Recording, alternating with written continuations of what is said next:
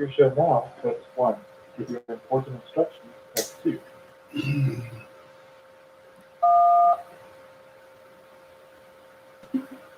Your show will go live in 5 seconds. 4, 3, 2, 1. Blog Talk Radio.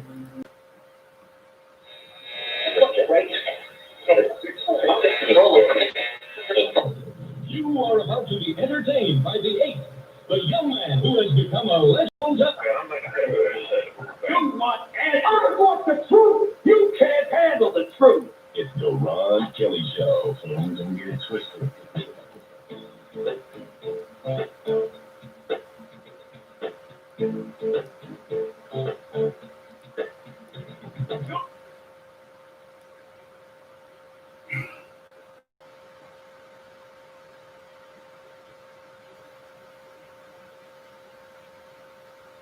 Oh, what happened to my song? Oh my goodness. What's up, buddy? Welcome. It's the Ron Kelly Show, and it's on blogtalkradio.com, the RonKellyShow.com. Welcome. 5 days. There are 5 days and counting we're just 5 days out from the 2020 presidential election between former Vice President Joe Biden and President Donald Trump. And after 3.5 years of Trumpism, exhausting years of Trumpism, it may be coming to an end. Welcome, everybody. Thank you so much for joining me. It's the Ron Kelly Show, and it's on blogtalkradio.com, theron.com. First and foremost, thank you to my Lord and Savior, Jesus Christ, for sparing me. I look so dark on YouTube. For sparing me, and all of you for giving us another opportunity to see another week, COVID or not. Okay, I might have a little bit later on in the program, I may have New Jersey Assemblywoman representing the 35th District, Shavonda Sumter. I believe she'll be here around 7:30 in the last half hour of the program. 35th District Assemblywoman Shavonda Sumter, I believe, will be here to give us a few minutes from a busy schedule to get us all caught up on what's going on in Trenton and to make some comments about the election that's coming up in just a couple of days. 5 days from now, we might be rid of the Trumpism. Now, all of y'all know it's too late to shout out to Gail Carnegie.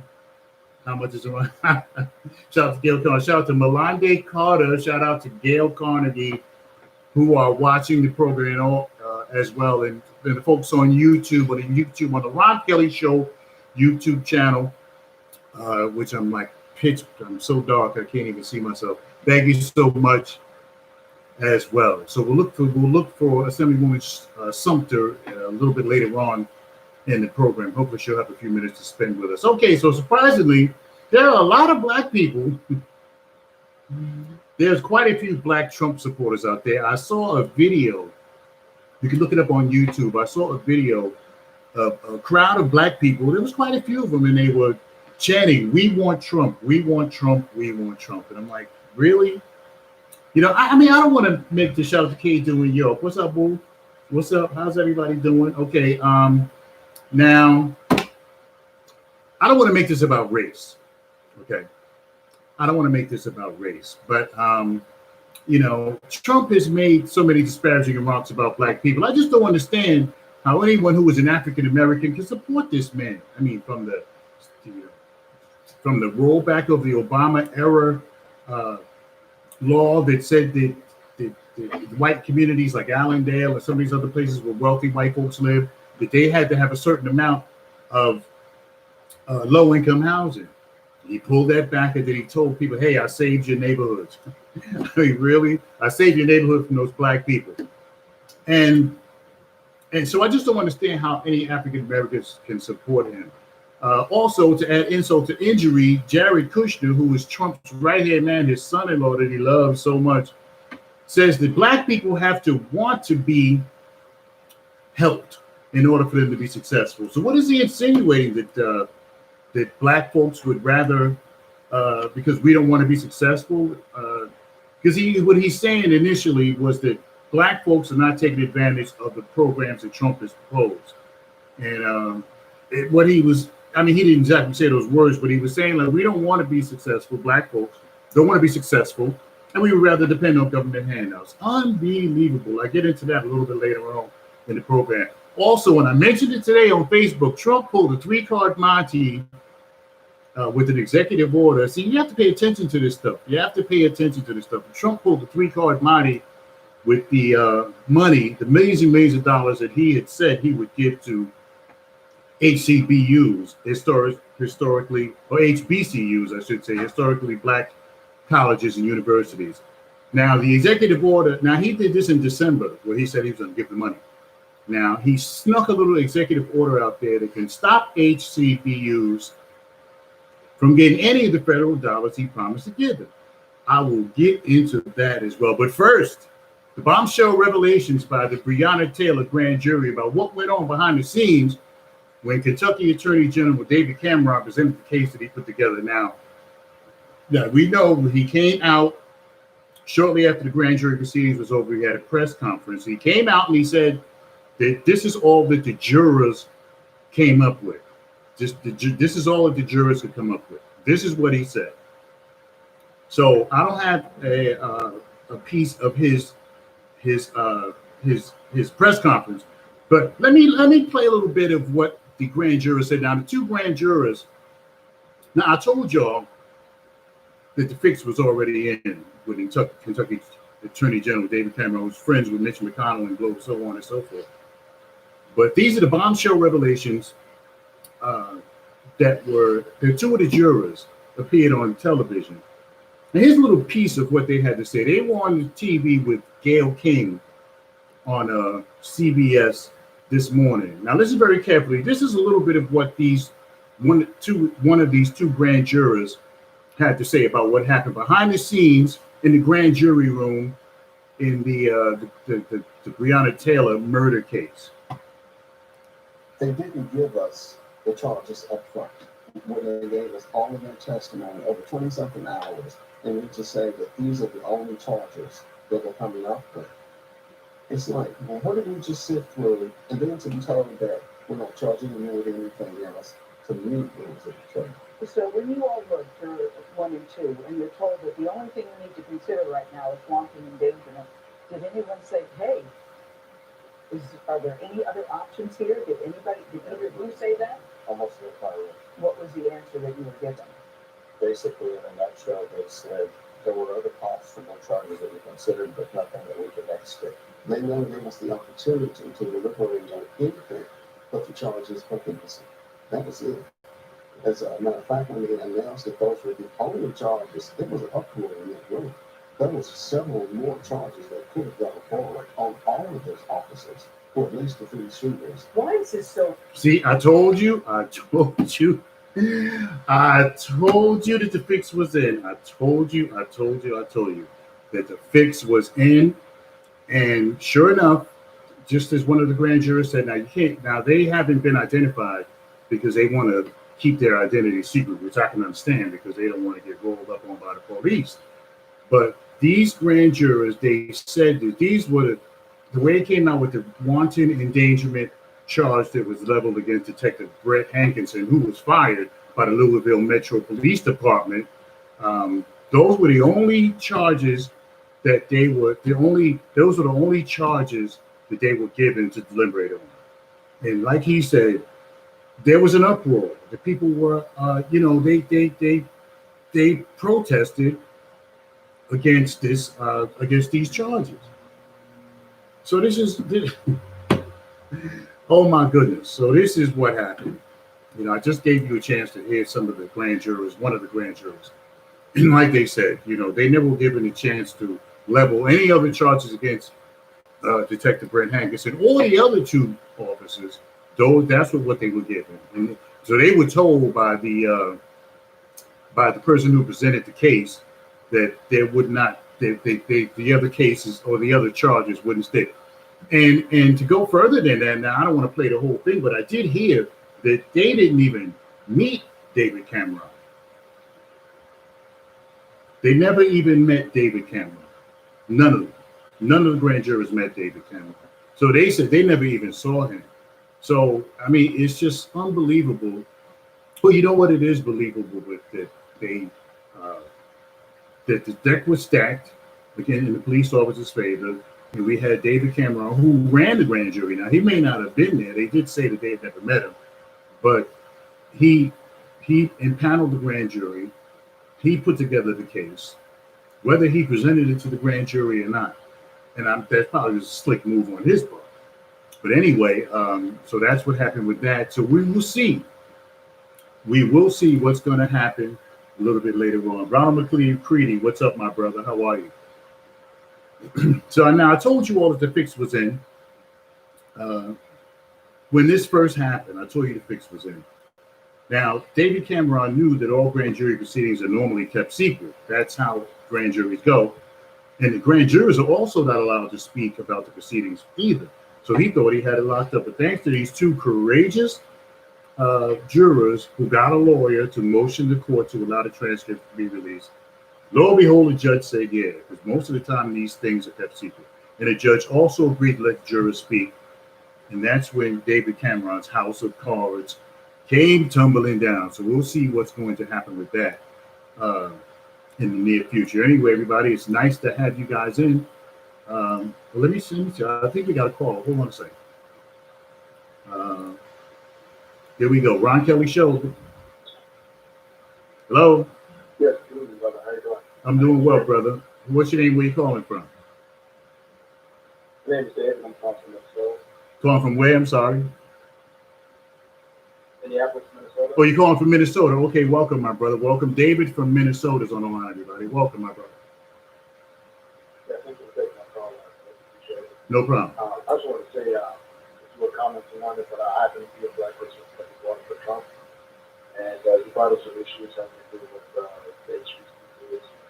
I want to point out also that they had canceled the $300 million loan that they owed the federal government for HBCUs. That was tied back to the loan they received after Katrina back in 2005.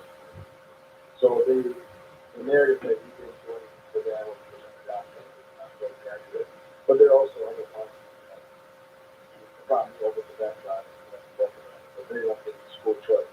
And I believe that's a great policy. I don't see any reason why anyone black or low income or just have bad school district would reject that. I think that's a good policy for us. Okay, David. So you're from Minneapolis. So you were right in the middle of the storm there with the death of George Floyd. Now, so, but let me go back to what you said earlier about Trump. Now you're saying that Trump canceled $300 million in federal loans that were given to various HCBUs. Yes, sir. Okay, and when did he? That was in 2009. And when did he do that? Yeah, 2018. These are loans that they received in 2005 after Hurricane Katrina, and both people have also the Department of Education issued a forgiveness on loans. Okay, you said you're going to vote for Trump. Why? So why? What is your rationale for voting for Trump? This is David from Minnesota, everybody. Minneapolis, Minnesota. Yeah, so one of the big things was I don't like the far left push of the Democrat Party because they go on. They're embracing a certain policy. For me, I just shouldn't go along with everything. And then when I took the time to look at his actual policy, I found a lot of my agree with. Like, I like it. I don't want to do the Immigration Act because legal immigration to me is negatively impacts American business, which most of us too, because they help suppress the wages, which is why for a long time there's Republicans and Democrats that supported legal immigration going because they benefit in the profit cost. Another thing that I liked was his stance on trade. I know that NAFTA we have a massive negative impact on a lot of working class people around the country. And those trade deals outsource a lot of great paying jobs. And that also undercut American wages. You used to have comparative states when wages were a lot higher. Because if you look at 1955, 85% of all manufacturers got rid of it. Now that same number is north of 90% of gone in China, Southeast Asia, and Mexico. And the business class profits from them because they're able to take those jobs that used to be able to allow someone to have a middle class income off of one person. Those same jobs now are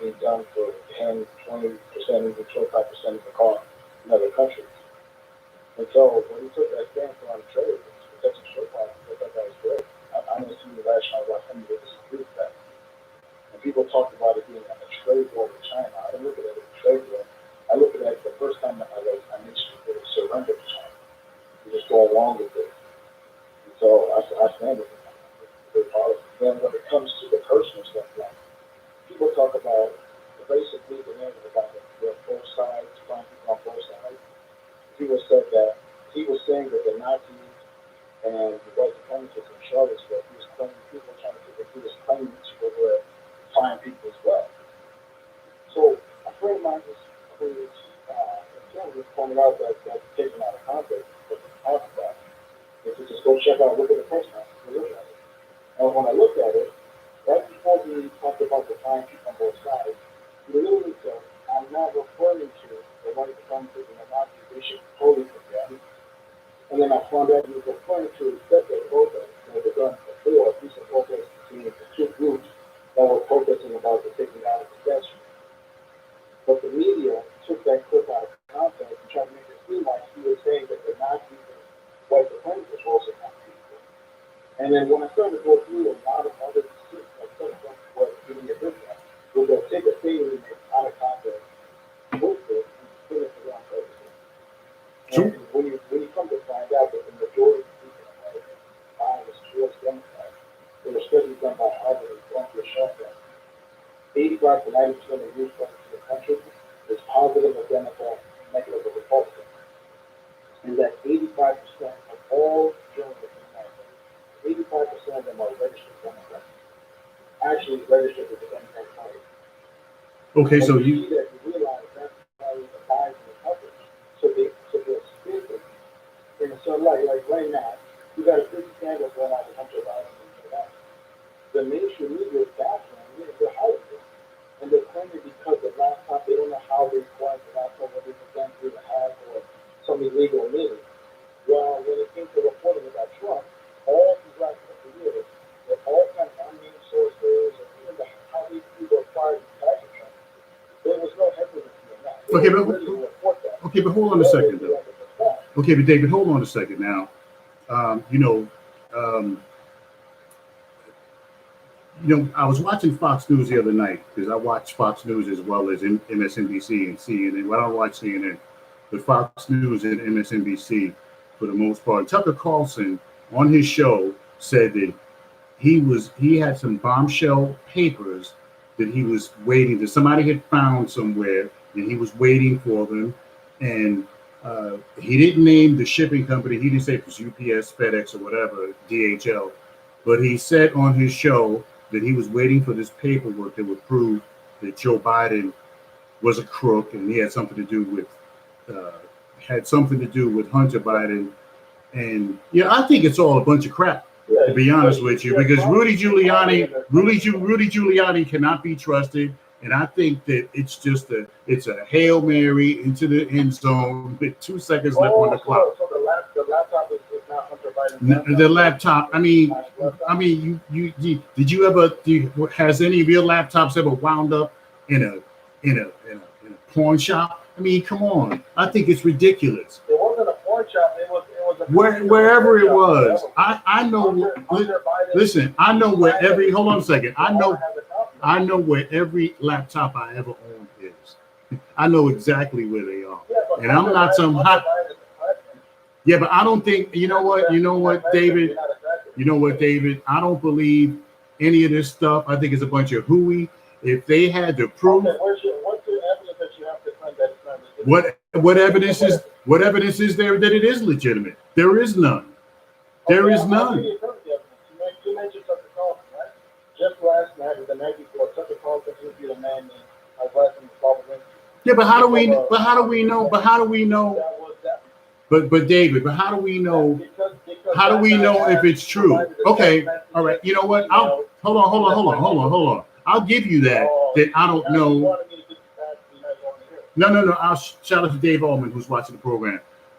Okay, all right. I'll give you that. For argument's sake, I'll say, okay, I don't know if it's true. I don't know if it's not true. But you don't know if it's true. You don't know. I do know it's true because I looked at the evidence for myself. Now, I'm going to ask you a question. If you're applying the skepticism, and I respect it, I'm not knocking for that, I understand where you're coming from. But I'm gonna ask you, during the last 3 years, with all the different stuff the media threw out about Trump, whether it be Russian collusion, all the different reports that were coming out from these unnamed sources, did you apply the same standard of skepticism as you are with this story about Hunter Biden and Joe Biden? Did I apply to say, sure, sure. If let me tell you something. Before I go on the air with my radio show, I check, double check, triple check everything that that I'm going to present on my show. And if it's not legitimate, if I can't find the truth, if I can't find the truth about something, see, because you don't go on Fox News. You don't go on Fox News and go on MSNBC. You have to go on news agencies like Reuters and people like that. Yeah, well, you get it from Reuters. No, listen. You get it from. Tell me about the Steele dossier, which was the whole basis of the Russian collusion investigation. The fact that it was turned upon us to be totally illegitimate, that Christopher Steele falsified the entire thing, and the FBI knew that and still used it to get a FISA warrant to spy on the Trump campaign, and that the attorney that was heading that investigation from the FBI on the case of Carter Page got an email from the CIA telling them that Carter Page was working for the CIA. He then took that same email, changed it to say that he wasn't working for the CIA, and then presented that no recourse for Okay, well, to the FISA judge to get a warrant. I don't. If you're telling me that's somehow acceptable, and you're gonna say that we're dealing with an even-handed thing here, then I don't know what you're looking at. Well, shout out to Dave. Hold on, David. Shout out to Dave Ullman, who says that the New York Post reporters who wrote that original story didn't even want their names on the story because they doubted it. I gotta go to. The Wall Street Journal has already wrote about. Okay, listen. I have to. This idea of trying to discredit the story. The issue is the evidence at hand, right? Because remember, the New York Times reported in the beginning that the Steele dossier was legitimate, and that they claimed and they ran with the Russian collusion narrative for 2 years. Okay, but listen. Now we come to find out after the fact that the entire thing was false. All right, listen. So if you want to talk about credibility and sources, let's talk about what really. Okay, well, I can't. All right. Again, you told me. Remember what you told me, brother. You don't know for sure whether it's false or not. You just obviously, because I'm assuming you are very against Trump, so you have a natural skepticism, which I understand. But unless you got evidence to the contrary to show that the emails, the documents, the laptop itself is false, then otherwise you have no ground to stand. Okay, well, David, well, I'm gonna have to. It matters what the fact is. Okay, I'm gonna have to digest as I do have a guest coming in, and I do have to take a break. But I appreciate your call. You can go into the chat room, and if you have anything else to say, you can put it on the chat, and I will answer it. I'll put it out there on the air. And hey, listen, I respect you, brother. You say you're gonna vote for Donald Trump. That it's America. That's your choice. I won't vote for Donald Trump. You say you're gonna vote, so we have to instead of calling each other. I didn't say you were ignorant. I didn't. No, David. David, I didn't say you were ignorant. I didn't say you. I said I couldn't understand why anybody would vote. Any black person would vote for Trump. Right? I don't understand it. But yeah, I don't understand it. And nobody said, but I didn't say that. I just said, no, David. I just said I didn't understand it. I didn't say you were dumb. I didn't say you were ignorant. I didn't say you were misguided. No. I said I can't understand why anybody black would vote for Trump. But thank you for your call, David. I appreciate you. Thank you so much, sir. And you can. Yeah, thank you, sir. Thank you for your call and your comment. Okay, everybody, we'll take a quick break. David from Minneapolis, Minnesota, a Trump supporter, an African American, standing up for Trump. I hear you. All right, everybody, let me take a quick break. We'll come right back with more of this program. It's the Ron Kelly Show, everybody, and it's on blogtalkradio.com, the RonKellyShow.com. We'll be back with more of the Ron Kelly Show after this. The Centers for Disease Control and Prevention is working to help keep you and your community safe from the threat of novel or new coronavirus. Take the following everyday steps to help avoid the spread of all respiratory viruses. Wash your hands often with soap and water for at least 20 seconds. Cover your cough or sneeze with a tissue. Throw the tissue away and then wash your hands. Avoid touching your eyes, nose, and mouth. Clean and disinfect frequently touched objects or surfaces, such as remote controls and doorknobs. Avoid close contact with people who are sick. And stay home if you are sick. Call your healthcare provider if you develop fever, cough, or difficulty breathing. For more tips, visit cdc.gov. The Ron Kelly Show. And on the web, theronkellyshow.com. All righty then. Welcome back. Oh boy, welcome back, everybody. This is the Ron Kelly Show, and it's on blogtalkradio.com, theronkellyshow.com, streaming live on the Ron Kelly Show YouTube channel and on blogtalkradio.com. All right, welcome back, everybody. 5 days and counting, 5 days and counting before hopefully the end of Trumpism. You know, I got to respect that, brother. David was calling from Minneapolis, Minnesota, right in the middle of the George Floyd stuff that went on a couple months ago. And, you know, I give him respect. Hey, you know what? If you want to vote for Trump, go ahead and vote for Trump. I just don't understand why anybody would vote for Trump. But if you want to vote for him, you know, you go right ahead. All right, everybody, welcome back. It's about 28 minutes past the hour. You're listening to me, yours truly, the Ron Kelly Show, the gold standard of talk, of urban news talk radio. So the early turnout, I mean, you know, this will be the last Ron Kelly Show before the election, but you better believe if I will have something to say if Biden or Trump wins on election night. So look for me for maybe a half hour or so as I give my views on what happened and what didn't happen in the election coming up November 3rd, right here on Facebook Live and on and every place else. All right, I'm looking down. I'm hoping that we're going to have a few minutes with 35th District Assemblywoman Shavonda Sumter, Democrat from New Jersey. David, you want to challenge somebody, call back when she comes on. Yeah, I'm hoping that we're going to have Shavonda Sumter, Assemblywoman, Democrat from New Jersey. We're going to have her on the Zoom channel. Now, I'm on two different channels. Or I'm going to be on two different channels right now. I think I'm on, I'm not even sure where I'm at right now. I think I'm on Ron Kelly page. No, I'm on the Ron Kelly Show page. And when Shavonda Sumter comes on the air with me, I'm going to be open on my personal page because I can't stream Zoom to any other page except for my main page.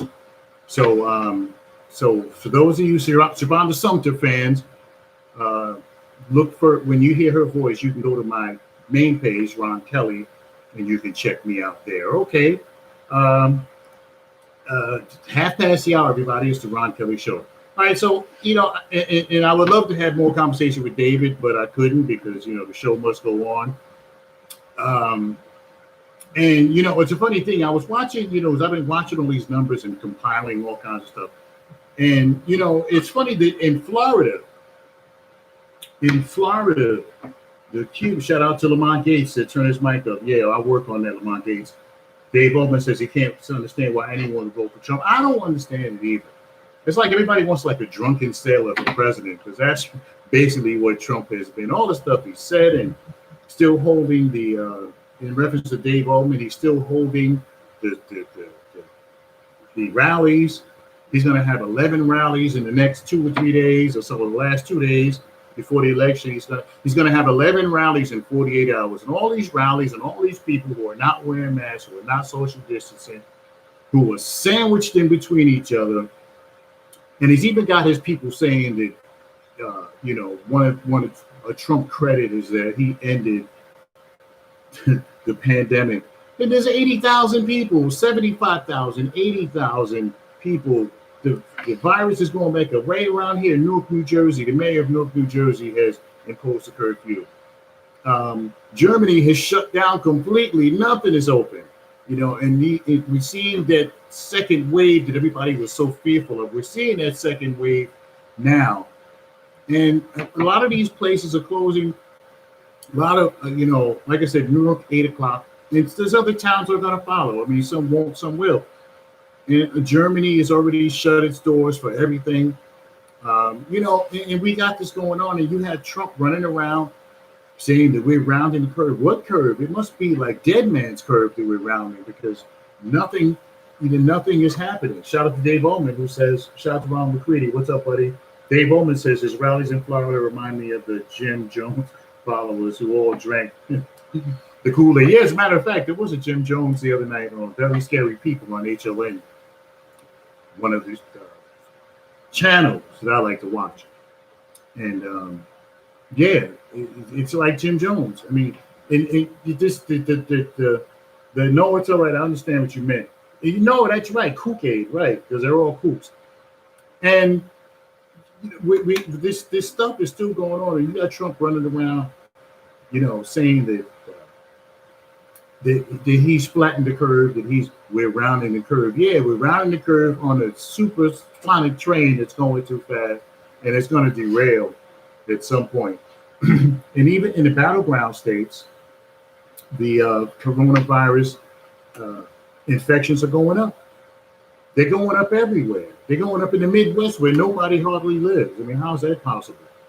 But yeah, it's going up, and he's running around saying that he's going around saying that he's flattened the curve. It's just unbelievable. Okay, so yeah, and I don't, and I just don't get. Here's what happened with the HC, historically black colleges and universities. I just can't get that right. HBCUs. Now, David, the caller from Minnesota, just said that Trump, and that's a new one on me, that Trump forgave $300 million worth of loans that were given to HBCUs. Now, that's a new one on me. I've not heard that whatsoever. I have no knowledge of that. I mean, I will look it up to see if it's legitimate. But yeah, he's saying that Trump forgave $300 million in loans to HBCUs. So as Ron McCready just says, all we can do is wait for the results of the election. You know what? Most of the results, Ronald McCready, are already in, because as of Tuesday afternoon, 69 million Americans had voted in the 2020 election. So the estimate is that 40% of the votes are already in. Now, this has been record-breaking. There's been a record-breaking amount of early voting, and people are standing in lines for hours and hours and hours. And people are standing in line for hours and hours and hours. And this was as of Tuesday afternoon. 69 million Americans have already voted. And Ronald McCready says that's not true. What's not true? 69 million people have voted. As of yesterday, 69 people had voted. So like in some states, the early vote will pass the entire vote for 2016. Now, in Texas, for example, a staggering 87% of the voters have voted early, and 87% of the overall total from 4 years ago was already in Texas. In Georgia, 71% of the people have already voted. 71% of the total, the whole total in Georgia from 2016. Florida, North Carolina, Arizona, Montana, and Tennessee are somewhere between 60 and 75%. Now, there's still 6 days left. Well, Trump supporters don't want to make them call back. But yeah, so Ronald McCready, who's watching the program on Facebook Live, says that Trump hasn't forgiven any loans. Well, that's probably a strong possibility.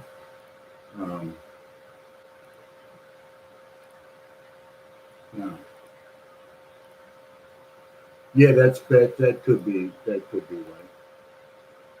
right. Okay, I'm going to start this Zoom meeting as soon as I hear from Siobhan DeSumto. I haven't heard anything yet. But once I hear from Siobhan DeSumto, I will start the Zoom meeting. it's not. Okay, let's see. Okay. Oh, she entered the waiting room. Admit, yes.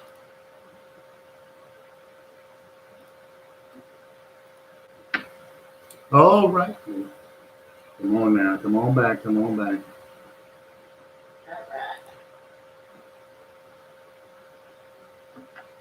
Okay, everybody, without further ado, come on, Zoom. Come on, come on, come on, come on, come on. Come on, come on. I need a tech person because I'm not going crazy here. All right, everybody, as soon as this thing kicks in.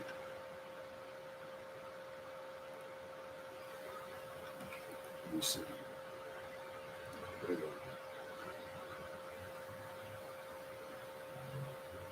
All right, we're waiting for the Facebook to go live, everybody watching on Facebook Live. And like I told you, I'm going to be on two different pages now. There's going to be one page where Assemblywoman Sumter will be, and another page where I'm going to be by myself as soon as I can get this thing to start working. Okay, all right, stand by, Assemblywoman Sumter. I am working feverishly. There she is. I don't know if you can see me, but I can certainly see you. I can see you, and it's good to see you. All righty then. All right, everybody. This is our. Although I moved out of district with that, I'm still. My heart is still in Patterson. Always. Yes, we have a special guest, 35th District Assemblywoman Shavonda Sumter, Democrat from New Jersey, has graced our airwaves. Assemblywoman Sumter, it's so nice to see you again.